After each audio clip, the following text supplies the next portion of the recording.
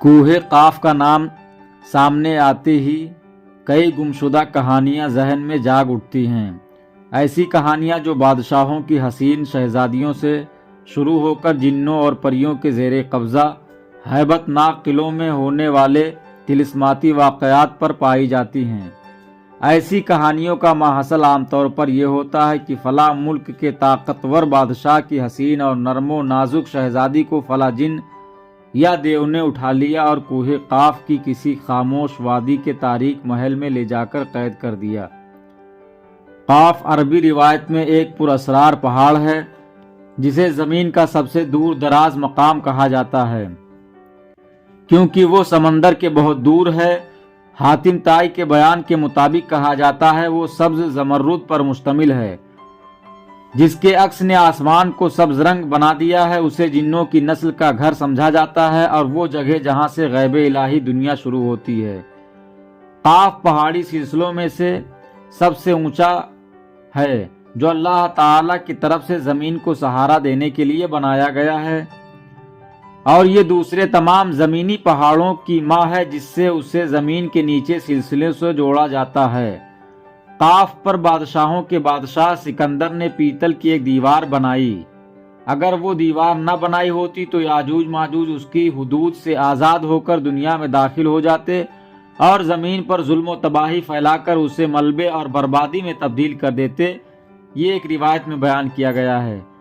وہ اب بھی روزانہ دیوار کے قریب آتے ہیں اور اسے اپنی زبان سے چاٹتے۔ دن کے ڈوبنے پر جب دیوار کپڑے کی طرح پتلی ہو جاتی ہے تو وہ دعویٰ کرتے ہیں کہ وہ کل اسے توڑ دیں گے اور ہتھیاروں کے زور سے زمین کو اپنی لپیٹ میں لے لیں گے۔ خدا کی مرضی سے راتوں رات دیوار اپنی پچھلی چوڑائی پر واپس آ جاتی ہے اور یہ تب سے اسی طرح جاری ہے۔ ہر روز وہ اسے کپڑے کے پتلے ہونے تک چاٹتے ہیں اور اگلی صبح یہ پہلے کی طرح گاڑھا ہو جاتا ہے۔ کوہ قاف کا ذکر تو آپ نے بچپن میں بہت سی کہانیوں میں سنا ہوگا کہ وہ دیووں، پریوں، جناتوں کا علاقہ ہے۔ وہاں پری رہتی ہیں، جیسے ایک بادشاہ کی بیٹی محل کے چھت پر گھوم رہی ہوتی ہے، ایک دیو اس کو اٹھا کر کوہ قاف میں قید کر دیتا ہے۔ بادشاہ مختلف ممالک کے شہزادوں کو اس مہم پر روانہ کرتا ہے کہ جو میری شہزادی کو واپس لائے گا میں اس کی شادی اپنی بیٹی سے کرا دوں گا۔ تو ایک نیک دل شہزادہ بھی اس مہم پر روانہ ہوتا ہے۔ اس کی ملاقات ایک بزرگ سے ہوتی ہے۔ بزرگ اس کی نیک دلی کی وجہ سے اس کو ایک انگوٹھی دیتے ہیں جس کی بدولت وہ فوراً قاف کی پہاڑیوں پر پہنچ کر دیو کو مار دیتا ہے اور شہزادی کو آزاد کروا کر واپس اس کے وطن لے آتا ہے۔ شہزادی کی شادی اس شہزادے سے ہو جاتی ہے اور دونوں ہنسی خوشی رہنے لگتے ہیں۔ امام احمد رضا خان فاضل بریلوی فرماتے ہیں جس کا مفہوم کچھ یوں ہے کہ کوہ قاف ایک پہاڑ ہے جو تمام زمین کو گھیرے ہوئے ہے۔ زمین میں کوئی ایسی جگہ نہیں جہاں کوہ قاف کے ریشے یعنی جڑیں پھیلی ہوئی نہ ہوں۔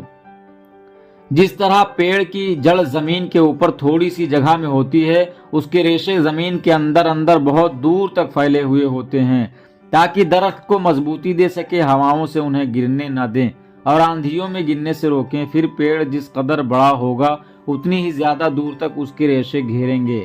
جبل قاف جس کی جڑ تمام زمین کو اپنے پیٹ میں لیے ہے، اس کے ریشے ساری زمین میں اپنا جال بچھائے ہیں۔ کہیں اوپر ظاہر ہو کر پہاڑیاں ہو گئے، کہیں نیچے تک آ کر تھم رہے جسے زمین سنگلاخ کہتے ہیں، کہیں زمین کے اندر ہے قریب یا بعید ایسے کہ پانی کی تہ سے بھی بہت نیچے۔ ان مقامات میں زمین کا اوپری حصہ دور تک نرم مٹی رہتا ہے۔ جس جگہ زلزلہ کے لیے ارادہ الہی عز و جل ہوتا ہے، کوہ قاف کو حکم دیتا ہے کہ وہ اپنے وہاں کے ریشے کو حرکت دیتا ہے۔ صرف وہیں زلزلہ آئے گا جہاں کے ریشے کو حرکت دی گئی۔